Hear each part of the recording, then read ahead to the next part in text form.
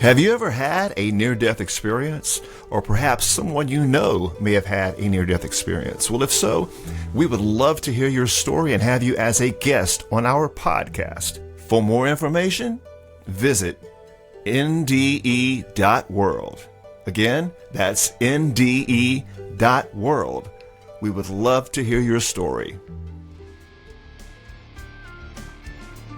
Welcome to the NDE World Podcast, where we explore the magical, mystical, and spiritual world of near-death experiences. And now, Ashton Lewis and Daphne Lynn. Welcome back to the NDE World Podcast. I am your host, Ashton Lewis, and with me is my lovely hostess, Miss Daphne Lynn. Hello, Miss Daphne Lynn. Hello, Ashton Lewis. How are you today? I'm well, baby. Absolutely fantastic, as always. Just another day to be able to... well, I've always had that expression, another day vertical, but you notice I didn't complete it that time. Yes, I did. That's why I said that. Yeah. I know. Well, the reason why I didn't, because I'm starting to feel that, maybe the other side isn't so bad after all, because, the expression, yes. Well, it's another day vertical means, you're still alive, okay? What we call alive, what we call standing up. You're still vertical. Okay, that's an old expression I just picked up along the way, but it is one of my favorite expressions, and I say it every day. However, last few weeks, learning a lot of the stuff that we're learning, actually technically the last, year or two since we've really been into it, but just really me going through my changes, I don't really say it as much. Well, it's another day vertical. Yeah. Well, guess what? Nuh-uh. It's another day to be alive, period. And from here, going over to the next realm, it's going to be just as beautiful or a gazillion more times more beautiful. So. Yeah, from what we hear, a gazillion more. Yeah. More. Is that a word? I don't know. Or is that did we just kind of make that up? Or no? I think it might be a word. A gazillion.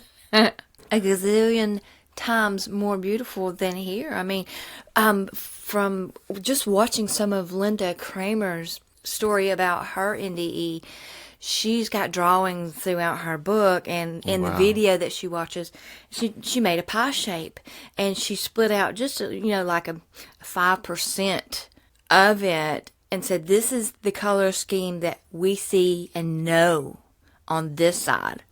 As far as how we see color in this realm. Yes, okay, and then the rest of it is in the spiritual sense. So we can't, they can't, and that's why so many of these NDEers say you can't explain these colors because we don't can't have the describe human it because we don't words have the to words describe to describe it. Yeah, that world. Yeah, so she I like the little illustrations she uses and everything. She's got a very interesting story. Yeah, very good, very good. Well, welcome guys to the NDE World Podcast. For those of you who are here for the first time, get more information at our website. That is the NDE.world. The NDE.world. And for those of you who are returning, welcome back. And hopefully you guys can get some comfort from these podcasts. And what we do, we specialize in just all kind of different phenomena. But this particular episode that we're working on here is actually more the near-death experience world, but it kind of something that really affects all of us, and we've kind of touched base on it in previous podcasts.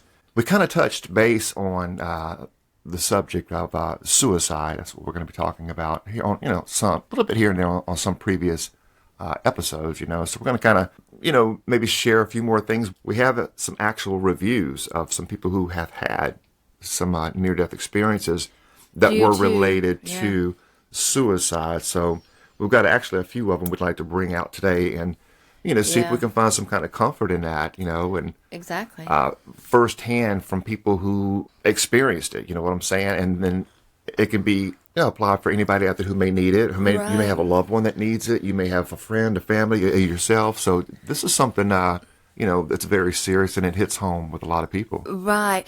And on one of our previous episodes, we learned, because it was a really long story of his, that he said when he had encountered the angelic beings that everyone is welcome there, because he had been programmed through religion, through the indoctrination that, people who take their life, murderers and stuff, will not be a part of the heavenly realm. Well, in his experience, he said, everyone is welcome on that side. And that's hard for us, the selfish humans that have been conditioned in a way, that the way we have, when you're good, let's treat you really nice. And if you're bad, we're going to throw you in a cage and treat you like an animal. And, and that's the end of it. The way the humans have been programmed, people are more lost than they want to admit, Oh, I know, yeah. And you've got to put aside your human, concepts and mentality and the way you think and, our shallow, whether it be selfish or greed or lustful or destructive, anything that we do. I mean, it's really left up to us, but you can't compare that on this side on what's happening on the other side. Exactly, and it just, with you saying that, it made me think of how so many people have pushed, their ego up, and I can't remember, I really can't remember if it was Wayne Dyer or if it was Jordan Maxwell that said what the acronym for ego is: edged God out. Yeah. So you got to let go of the ego and put yourself back in your divinity to really love and experience life and treat others and yourself the way that we're supposed to treat each other and ourselves. That's right. And all creation, as a matter of fact, because we're all one from what we're learning from these NDEs. Yeah, and it's true. The thread of life is in all of us, is it not? Mm-hmm. That means God is in all of us, what we call God. God is life. God is that life source. God is the all. God is nature. We are part of nature. There is a life in us. We are all alive, you see? Now, we get down here in this realm, and people do stupid stuff. And people do a lot of wicked stuff, and they do harmful and destructive, but they do a lot of good too. Right. There's the balance there, but people really need to really pay attention on how they think, how they look at others, and work on yourself first and foremost before Right. like how the expression go. Before trying to get the why don't you just get the rafter, this big old beam or this big old tree out of your own eye, okay? So you can see this. Yeah, so you can see how to remove that piece of straw or that little grass or that speck, whatever, out of your brother's eye. Mm-hmm. So you said it well a while ago. It's about love, and who are we to say or to make a judgment call on what happens to anyone on the other side? We don't have that right. So anybody who makes a call that says this is what's going to happen, oh yeah, okay, whatever. You don't know. You're making claims based on your indoctrination. Absolutely. On your belief systems from those indoctrinations. And even with the near-death experiences, this is not something that we know because someone has not died and came back. Okay, these are experiences. Right. Okay, that have happened. Now we do when know you die, that. you die. I mean, that's it. Right. Yeah. So this is.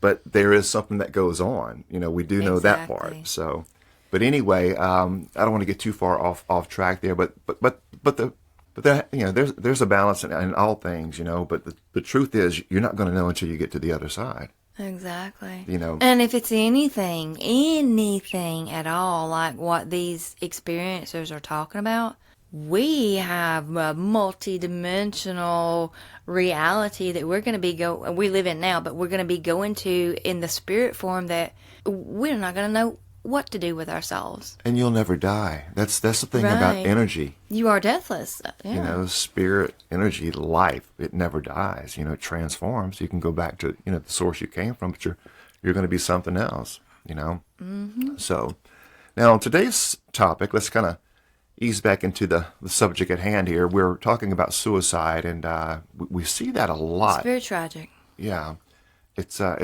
devastating, and really hits really hard on the family and the ones that are left behind. Yes. And a lot of people don't know which way to go.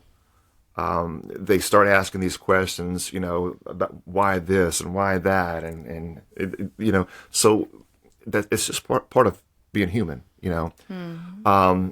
And a lot of people are looking for some relief. I personally have been through family members that have committed suicide, personal friends that were like family members, commit suicide. Oh yeah, me too.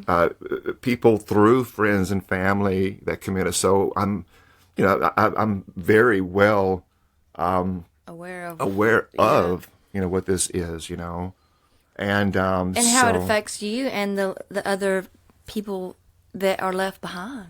Absolutely, absolutely, and because of the degree of the stories that I have experienced in my life, I don't care to really share them because they are graphic.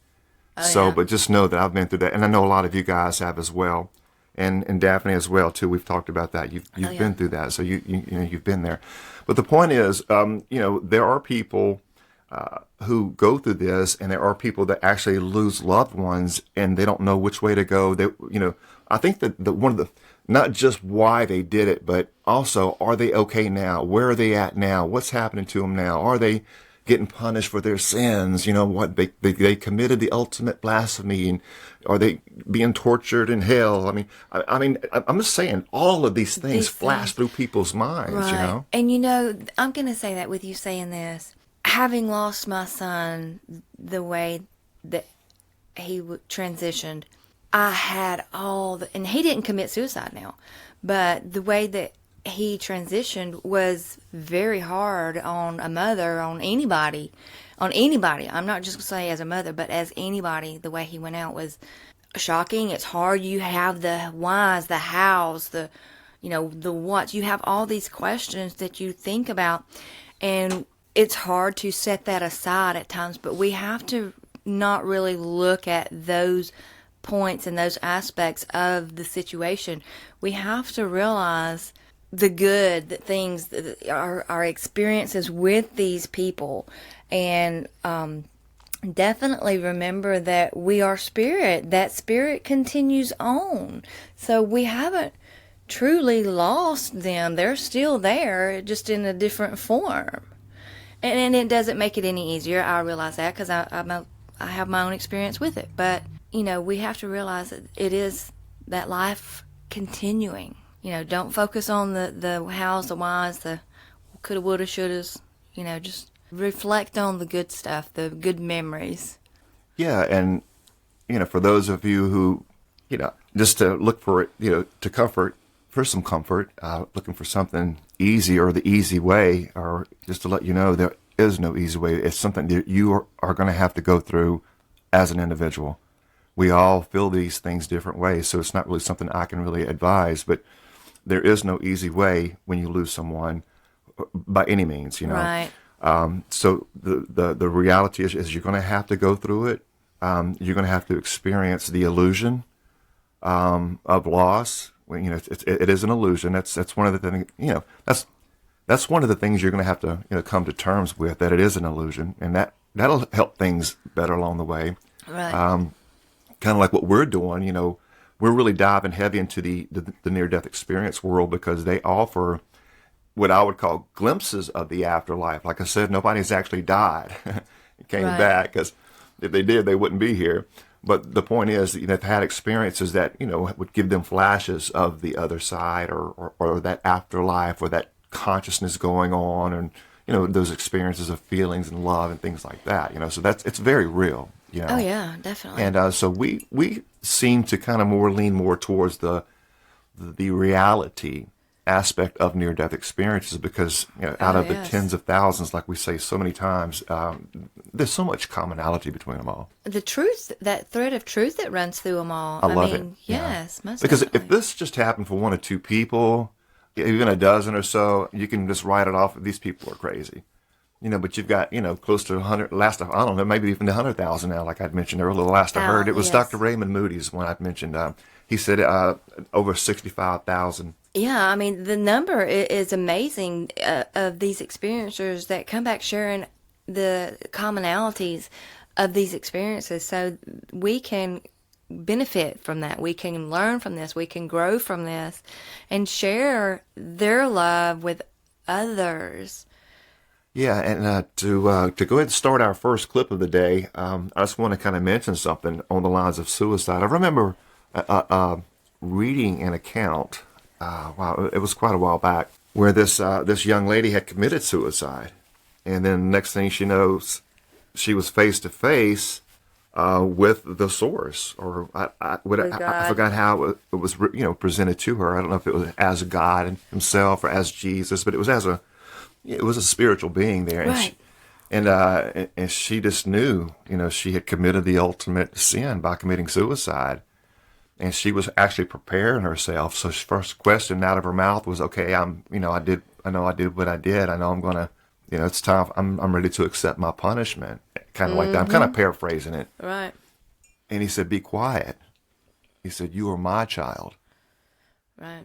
You don't have that right to say, something like that. Who are you to say? Who are you to make the judgment? No, you belong to me. Right. No, that's not how it works. I'm not here to harm you. I'm not here to punish you.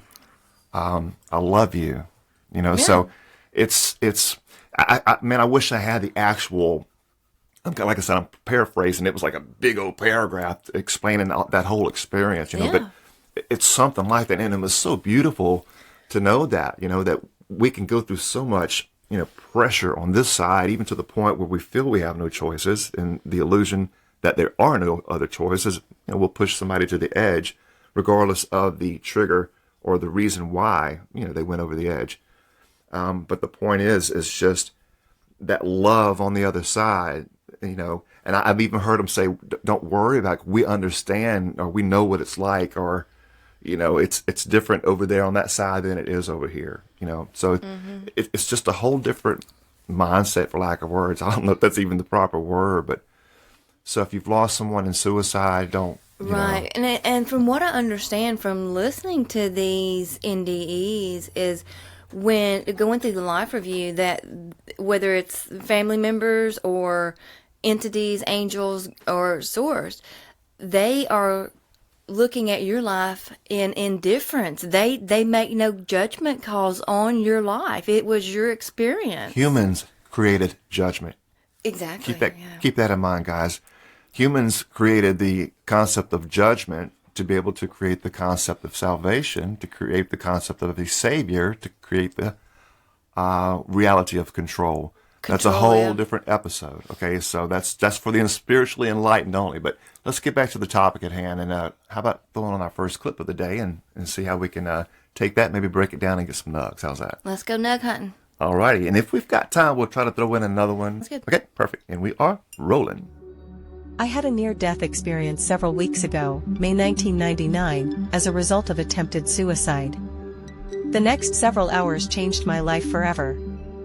Like many, I saw myself lying there, totally out of my own body. I had had many doubts up to that night of whether God really existed. How could he put me through all the hell I had gone through, if he really did exist?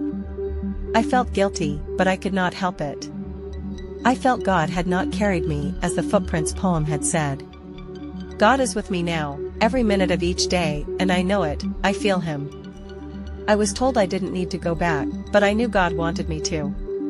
I struggled hard with that deep feeling of incredible love and whatever was so wonderful. I hated the world I had just come from and simply couldn't cope any longer, years of heartache and a feeling of sheer helplessness to change anything. My NDE lasted for 2 to 3 hours, and I was wide awake for at least an hour of it. The weirdest thing is, there is way too much about that night I cannot remember. I know that I was answering bunches and bunches of questions and testing God's presence, because I just couldn't believe the experience, but he showed me without a doubt the wonder of the presence. I say presence, because I had discovered that God is simply a body that we as humans have to put him into. He is far too great and wonderful to be humanistic. God is a presence, an existence so wonderful, so beautiful. I am no longer scared of death. I was, but not now. I share my feelings of God to everyone who will listen, however, not my NDE, since I fear too many will not understand. If I could remember more details, maybe then I would. However, God gave me only the memories I now have, for a reason. My newfound relationship fills me with such a joy, and I cherish it.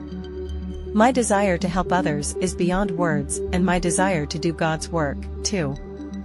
What he wishes me to do at this point is not clear right now, but I feel it will be, really soon. I met with a really special person just the other night that is going to help my 15-year-old ADD, attention deficit disorder, child. I have a strange feeling that this is my destiny, or rather my direction, maybe. I find it hard not to cry when I talk about this. I am welling up now, just thinking about it. There seemed no reason why God would not just let me die. It was the second time I had tried to kill myself, but He has brought me back, and I have promised Him never to try suicide again. I talk to Him all day long. In the car, in the kitchen.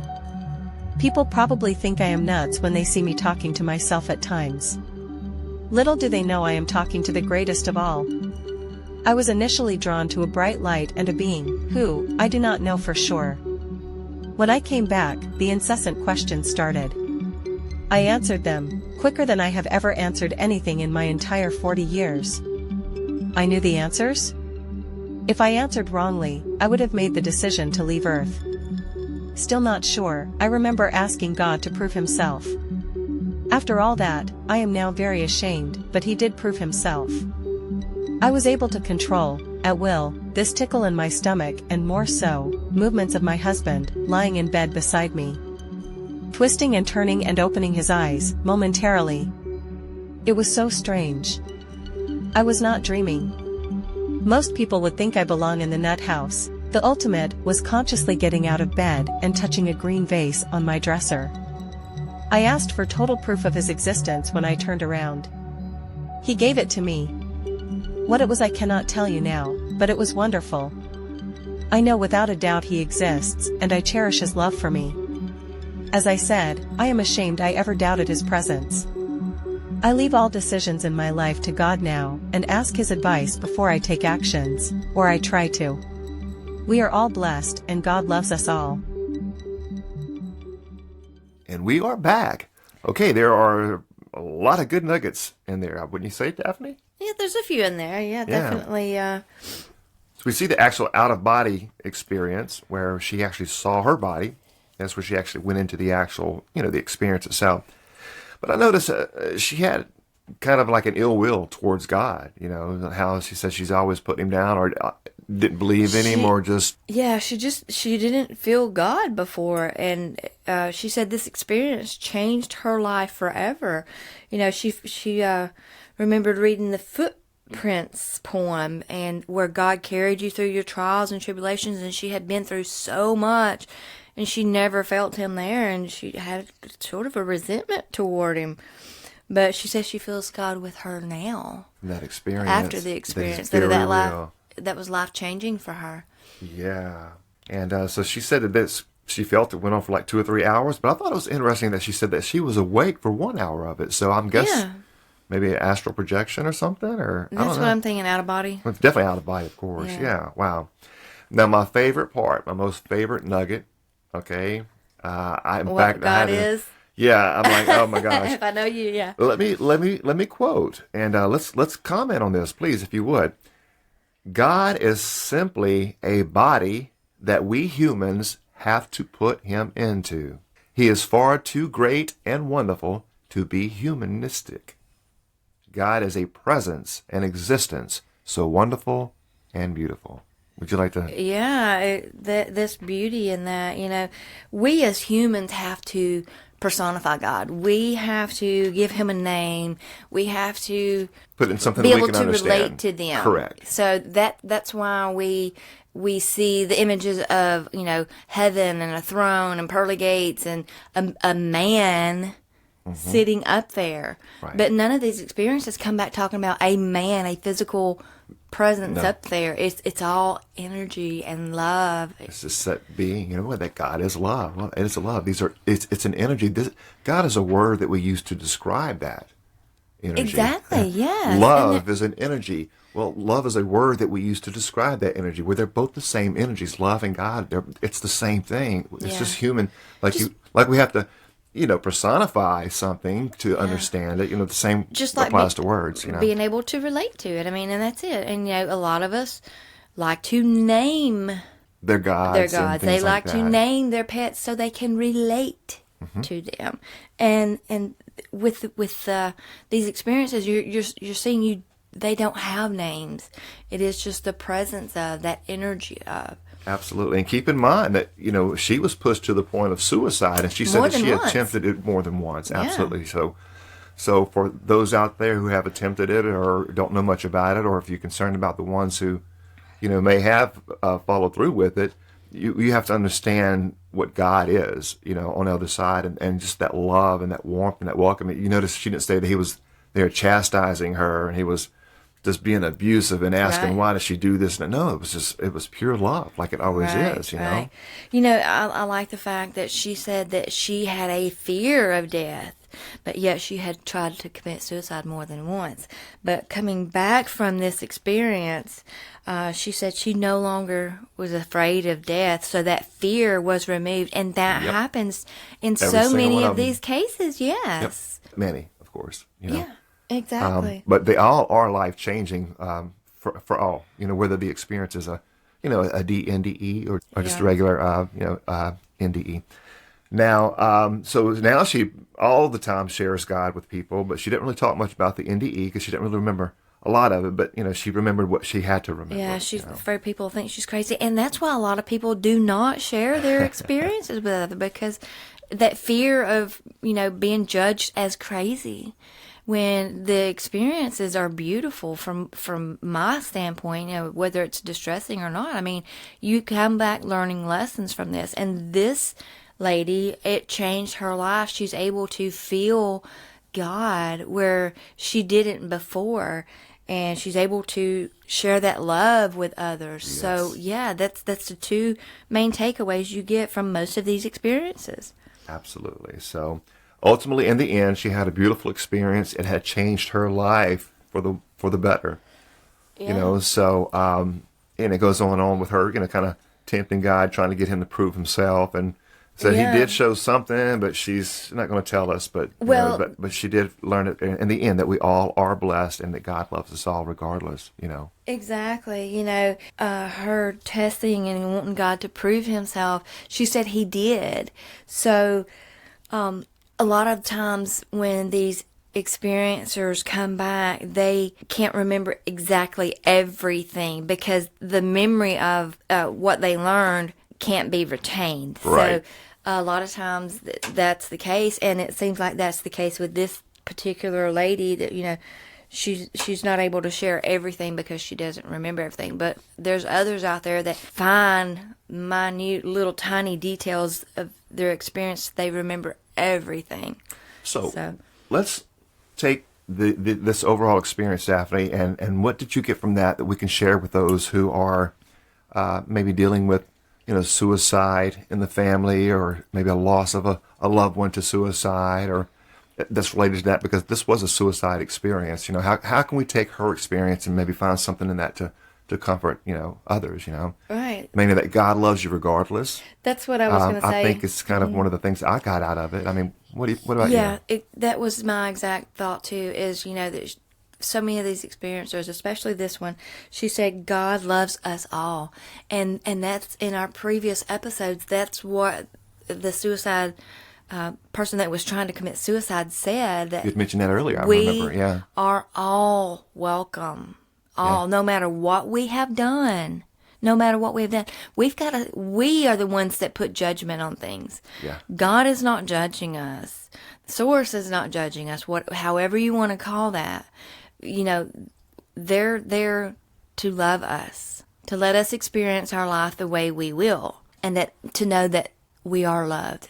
And that's the main thing to keep in mind, is that, you are God, you are source, and that this source does love you. This source does love our loved ones that may have got sidetracked, or, whatever happened to them in this life or this incarnation. You can bet they're okay right now where they're at, because they are source, they are life, and, they're home. I don't know any other kind of way to put it right now. So It's not something, there is the reality. You are going to have to deal with it, like we had mentioned earlier. Yes. You don't get over it. You learn to live with it. Right.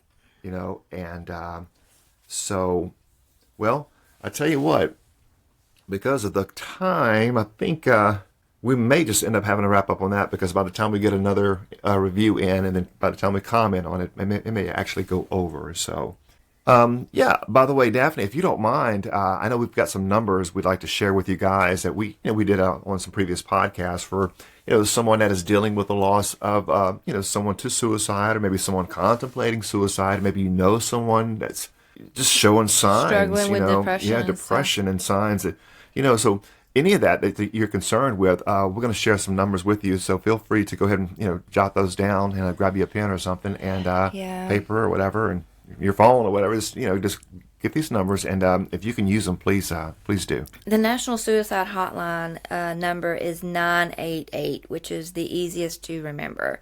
There is also a crisis text line for survivors and for those struggling with depression or contemplating suicide. It is you text the word HOME, HOME, to the number 741-741, and that is available 24/7. All of these hotlines are available 24/7, so don't ever feel that you need to talk to somebody and there's no one available, because these lines are available 24/7. Also, there is the 800-442-HOPE. That's 4673. So just call these numbers if you're struggling or needing to reach out to somebody, because there is help out there. There is someone that does care. Do not ever feel that you are alone and that you don't have anyone, or that you're not loved, because we all love you. We know that Source is out there. He loves you. God loves you. So change your thinking on this. You're not alone. Absolutely. And just to kind of throw it in there, if you guys have any questions, because we've been through this ourselves, go to our website, the NDE.world, and contact us and say, hey, I was, I had a question about something. I had a question about one of your episodes. I had a question about, suicide, something that, how did you do this? How did you get through that? Feel free to contact us as well. We're here to help. We're here to offer that's what any kind of comfort that we can as well. So don't hesitate. Right. And that's what our contact page is for, is if you have questions or want to reach out to us, ask us questions. I mean, if you want to share your experience, or somebody else has an experience that you would like to share theirs, they don't want to share it, but they don't mind you sharing it. You know the details of it. Yeah. Reach out to us. We will get back in touch with you. Or perhaps make a suggestion for future podcasts or something. Yes, definitely. Any ideas? Suggestions. Yes, most definitely. Perfect. Well, I guess with that thought in mind, we're going to go ahead and wrap things up. And we thank you guys so much for listening and tuning in today. And as always, it's so wonderful to be able to share this with you guys. And we send our love to you all, and our condolences to all of you who have lost or are going through the illusion of loss, to lose a loved one, because it is painful. But always keep in mind, life never ends. It's continuous. There's only one life. We don't die.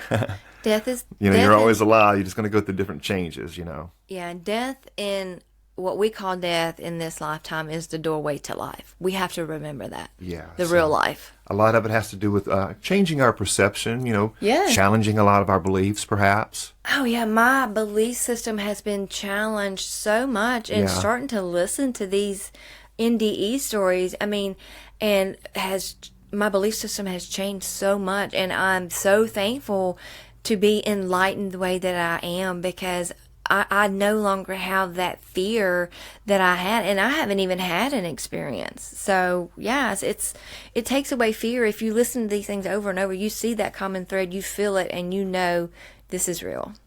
Very well said. Very well said. With that thought in mind, we love you all so much, and may peace be with you all. Until next time. Always let your light shine.